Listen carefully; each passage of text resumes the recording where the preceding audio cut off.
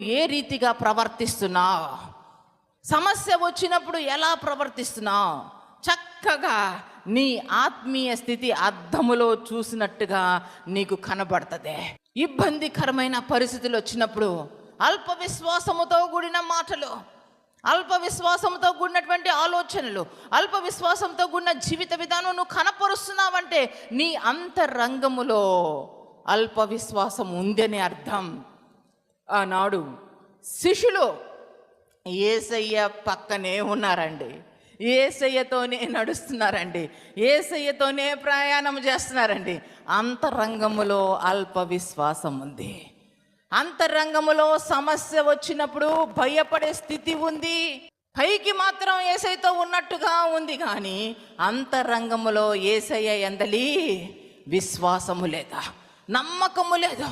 ఆనాడు ఏ రీతిగా ఆ పరిస్థితి జరిగిందో, ఆ యొక్క ఇబ్బందికరమైన తుఫాను వచ్చిందో, సముద్రము ఎగసెగసి పడిందో, ఆ ధోనిను బహుగా ఇబ్బంది పెట్టినట్టుగా అలలు రేపబడ్డాయి.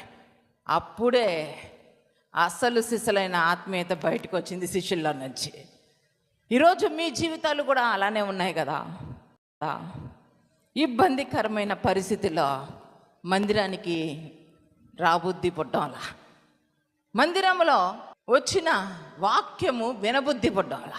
సాక్ష్యాలు చెప్తున్నప్పుడు ఈమె జీవితంలో జరిగింది, ఇతని జీవితంలో జరిగింది, నా జీవితంలో ఏమీ జరగడం లేదేమిటి? అర్థమవుతుందా? నిరుత్సాహముతో నిస్పృహతోనే ఉన్నాయి మీ అడుగులో. మందిరములో సంతోషకరమైన జీవితము మీకు లేదు, ఆనందము లేదు. ప్రతి సమస్యలో వేదన పడుతూ బాధపడుతూ అల్ప విశ్వాసముతో మీ జీవితంలో అడుగంటిపోతున్నారు. మీ ఆత్మీయత అడుగంటిపోతుంది. కనుక ఈరోజు మీ సమస్య మీరేమిటో తెలియజేస్తుంది. మీ సమస్య మీరు ఎంతో కాలము నుంచి వాక్యము వింటున్నారు, కానీ ఆ వాక్యం వినడం వరకే ఉంది. ఆ వాక్యము మీ అంతరంగంలో బలమైన శక్తివంతమైనటువంటి విశ్వాసాన్ని నింపలేదు. వింటున్నారంతే. మనం వాక్యాన్ని వినడం వల్ల కాదండి, ఆ వాక్యాన్ని వింటున్న సమయంలో మన హృదయ అంతరంగంలో విశ్వాసాన్ని దృఢపరుచుకోవాలా, దేవుని యందలి నమ్మకాన్ని దృఢపరుచుకోవాలా, దేవుని యందలి ప్రేమ కలిగి జీవించాలా. అంతేగాని దేవుని యందలి హృదయాన్ని తిప్పుకోకూడదు, మనస్సును మార్చుకోకూడదు. దేవుడు ఏం చేస్తాడులే, మందిరానికి పోతే ఏమవుతుందిలే, కొంచెం కష్టం వచ్చింది, ఆ రోజు మందిరానికి రా బుద్ధి పుట్టదు. సండే వస్తే అప్పుడే వస్తుంది తలనొప్పి, అప్పుడే రారు, అందరూ ఆబ్సెంటే. ఎవరో ఒక నలుగురు వస్తారు, ఒక 10 మంది వస్తారు, ఇంకా అంతే. విశ్వాసులుగా ఉన్నా అంతే. ఈరోజు ఇక్కడ కూర్చున్న వారిలో పరీక్షించుకొని పరిశీలించుకోండి, మీ జీవితాలు ఎలా ఉన్నాయి? ఎన్నిసార్లు మీరు మందిరానికి వెళ్ళబుద్ధి పుట్టడం లేదు అనే మాట వస్తుంది మీ హృదయంలో. నులివెచ్చని స్థితి వచ్చేసింది మీ జీవితాల్లో, నులివెచ్చని స్థితి. విశ్వాసానికి తగ్గ జీవితము లేదు. ఎందుకంటే భార్య వల్ల ఇబ్బందులు, భర్త వల్ల ఇబ్బందులు, కుటుంబంలో మనశ్శాంతి లేదు, కుటుంబంలో సమాధానము లేదు, ఇబ్బందికరమైన వాతావరణం అలుముకుంది, చీకటి శక్తుల ప్రభావాలు కుటుంబంలో ఉన్నాయి, ఇబ్బందికరమైన పరిస్థితులు, బిడ్డల్లో ఎంతో నాశనకరమైనటువంటి జీవితాలు. బిడ్డలు మాట వినడంలా, యవనస్తులైన బిడ్డలు మాట వినడంలా తప్పిపోయి ఉన్నారు, ఇష్టానుసారంగా జీవిస్తున్నారు. ఇంటిలో చీకటి అలుముకుంది. ఏ విధంగా చెప్పగలం ఇంటిలో చీకటి అలుముకుందని? ఏ విధంగా చెప్పగలం అంటే, ఇంటిలో మనశ్శాంతి లేదు, ఇంటిలో సమాధానము లేదు, నీ హృదయంలో మనశ్శాంతి లేదు, నీ హృదయంలో ప్రశాంతత లేదు, సమాధానము లేదు. కారణం ఏమిటి? ఆ ఇంటిలో మొదట ప్రార్థన లేదు, ఆ హృదయంలో మొదట ప్రార్థన లేదు. నీవు ప్రార్థనను విడిచిపెట్టావు కాబట్టి నీ హృదయంలో విశ్వాసమే లేదు. విశ్వాసము లేకపోతే ఇంకేం ప్రార్థన చేస్తారు? విశ్వాసము లేకపోతే ఏ రీతిగా ప్రభులో మనము ఖచ్చితమైన తత్వంతో ముందుకు సాగుతాం? ఒక క్రైస్తవుడు రక్షించబడిన తర్వాత, మారు మనస్సు పొందుకున్న తర్వాత ప్రభు వైపు చూడాలా.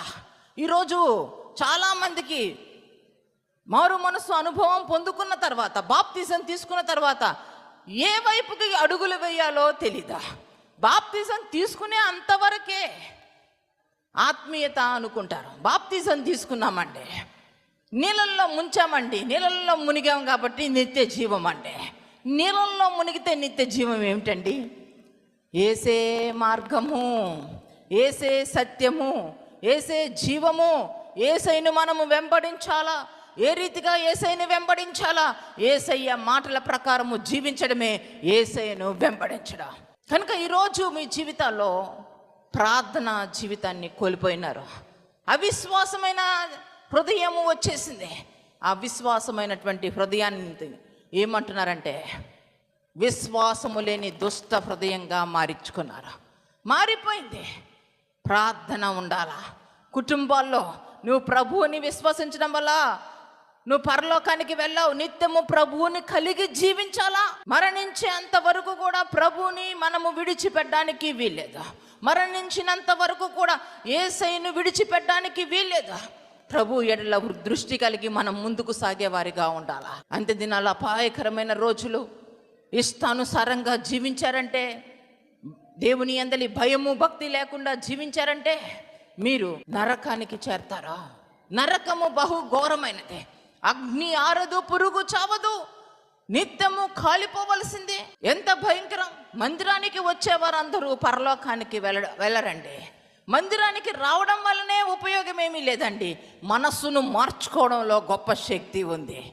హృదయంలో దేవుని యందలి విశ్వాసము కలిగి ఉండడంలో గొప్ప శక్తి ఉంది. దేవుని మాటల ప్రకారము జీవించడంలో గొప్ప శక్తి ఉంది.